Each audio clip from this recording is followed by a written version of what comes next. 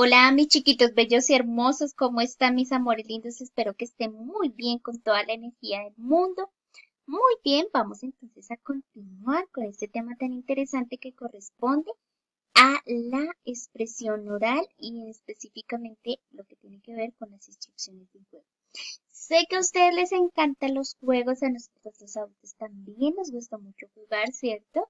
No obstante, digamos que cambia un poquito los juegos que ustedes desarrollan, ¿cierto? Mis chiquitos bellos a los que de pronto hacen o, digamos, participan los adultos.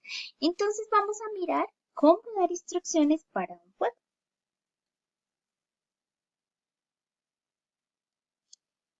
Bueno, cuando tú das instrucciones de un juego, permite que los demás puedan comprender muy bien todas las reglas del juego y detalles importantes para poder participar activamente y sin contratiempos. ¿Por qué? Porque a veces nosotros si no explicamos muy bien de qué trata ese juego, ¿cierto? Sino que dejamos algunas reglas sin decir o de pronto no les mencionamos de pronto algunos truquitos especiales, pues los participantes o los jugadores, ¿cierto? De alguna manera, pues no van a querer seguir jugando o de pronto van a sentir un poquito de rechazo con el procedimiento o el juego. Entonces es muy importante que siempre que vayas a dar las instrucciones de un juego específicamente, ¿cierto? Tengas en cuenta todos los detalles, todas las reglas y sobre todo expliques muy bien cómo jugar. Bien, bueno, el primer paso es planear la explicación. ¿Por qué? Porque si bien vas a decir, ¿cierto? O vas a mencionar todo lo relacionado con el juego, es importante que tú previamente tengas muy claro, ¿cierto? ¿Cómo voy a hacer para darle a conocer a los demás, ¿cierto? Todas las instrucciones del juego que quiero que ellos conozcan. Entonces, este primer paso requiere mucho trabajo. ¿Por qué? Porque requiere que previamente te tomes un tiempo, organices tus ideas en la mente, las organices o de pronto las plasmes en una hojita o en algo donde tú puedas tener unas notas, ¿cierto? Relacionadas de todo lo relacionado con el juego. Entonces, planear significa también conocer muy bien el juego. Si yo estoy pensando en enseñarles a otros cómo jugar parqués, pero definitivamente no sé absolutamente nada del juego, pues ese proceso de planeación va a ser muy importante porque tengo que consultar, averiguar, ¿cierto?, con las demás personas cómo juegan, qué trucos utilizan, qué otras formas se puede, de qué otras formas se puede jugar parqués o otro tipo de juego. Entonces es muy importante que siempre planeemos esa explicación. Entonces planear significa tener claridad de lo que yo voy a decir, cómo lo voy a decir. ¿Listo? Bueno, muy bien.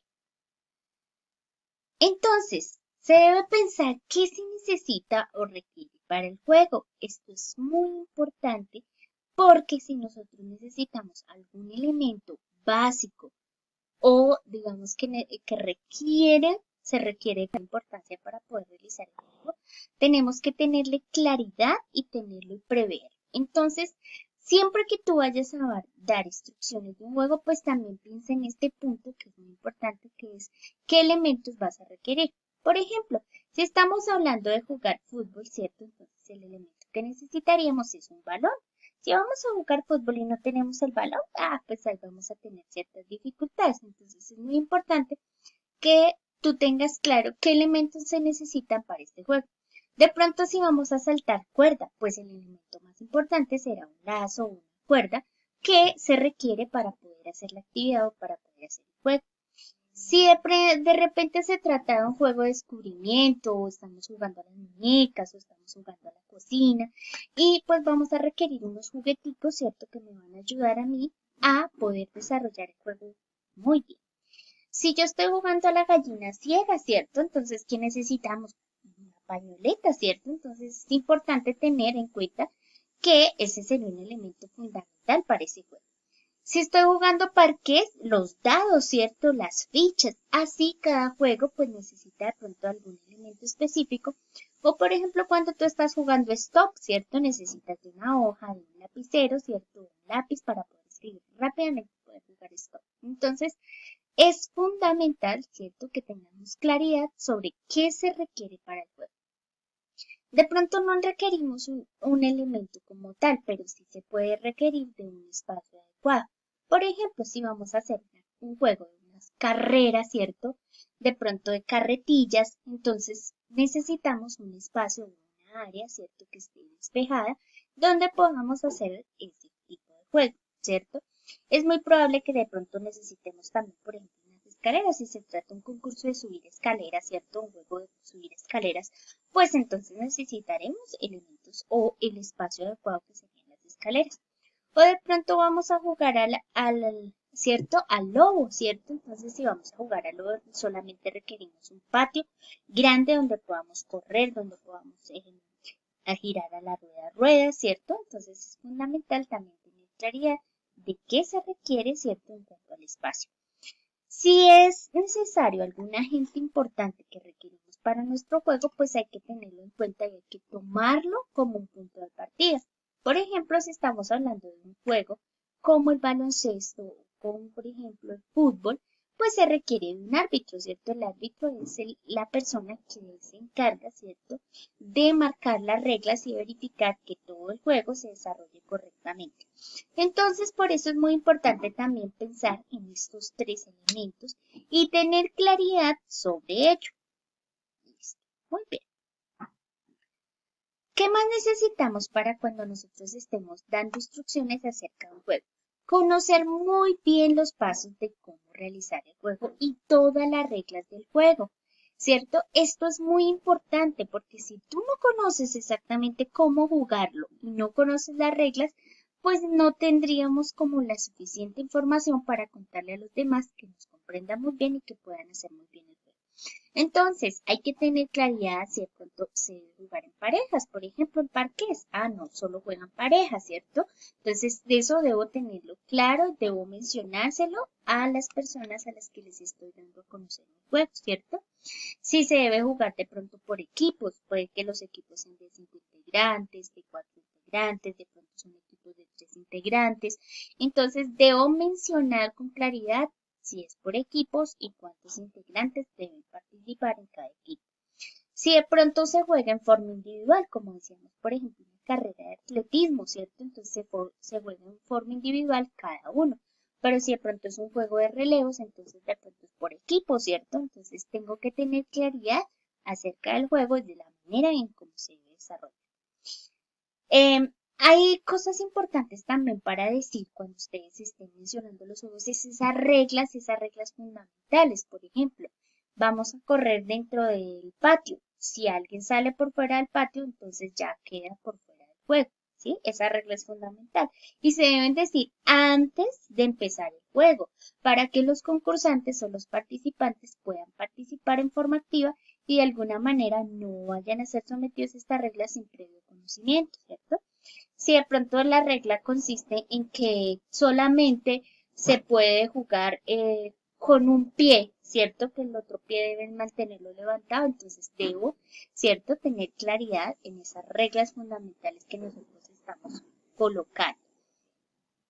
Hay también aspectos importantes, como por ejemplo esos detalles de que si estamos jugando a encestar y el que no es este sale del concurso, o de pronto el que empuje a un compañero es una falta. Entonces, todas esas reglas y todos esos aspectos del juego deben tenerse en cuenta para mencionárselos a los participantes y como les decía, antes de que inicie el juego, que ellos tengan conocimiento muy bien acerca de las reglas del juego que también es importante tener en cuenta. Por ejemplo, cuándo se gana y cuándo se pierde en el juego. ¿Por qué? Porque generalmente, ¿cierto? Cuando nosotros participamos en un juego, pues el reto es saber, ¿cierto? ¿Cómo es que yo gano? Entonces, ¿qué tengo que hacer para ganar? Porque la misión de muchos de nosotros cuando estamos en un juego de competencia, pues es ganar, ¿cierto? Entonces, cuando estamos con nuestro equipo también, queremos saber cómo ganar. Entonces, es importante también desde el comienzo que señalemos o le identifiquemos a los demás, ¿cierto? Cómo ganar, cómo de pronto pueden llegar a perder. Por ejemplo, si yo digo gana quien ponga el rey en jaque mate, ¿cierto? Entonces ahí es el ganador. O gana quien dé la vuelta e ingrese a su celda de victoria, por ejemplo, en el parqués. Entonces quien dé la vuelta e ingrese ahí con todas sus fichas es el ganador. O de pronto el ganador es quien se quede sin cartas, ¿cierto? Ese puede ser el juego. O el ganador puede ser el que anote más goles. O el ganador puede ser el que anote más cestas. Dependiendo del juego, pues también van a haber unos criterios para ganar el juego o por el contrario que nos hacen perder el juego, ¿cierto? Entonces, es fundamental reconocer esas características esenciales. Otro aspecto muy importante, ¿cierto? Y ya fundamentalmente es pues aprender a dar las instrucciones de un juego. Yo puedo conocer muy bien un juego, pero si no soy capaz de darle a conocer a los demás, pues los demás no van a poder jugar conmigo porque definitivamente no entendieron y no saben cómo hacerlo. Entonces, para dar estas instrucciones del juego, ¿cierto? Como lo mencionábamos antes, tenemos que seguir esos tips, ¿cierto? Esas cositas que nosotros estábamos dando. Y aquí les voy a mostrar una manera que ustedes lo pueden hacer, ¿cierto? Entonces, por ejemplo, en el parqués, ustedes pueden mencionar, bueno, vamos a jugar parqués. Necesitamos un tablero, fichas de colores, dados y 4 jugadores. Entonces, puedes elegir ahí los jugadores, ¿cierto?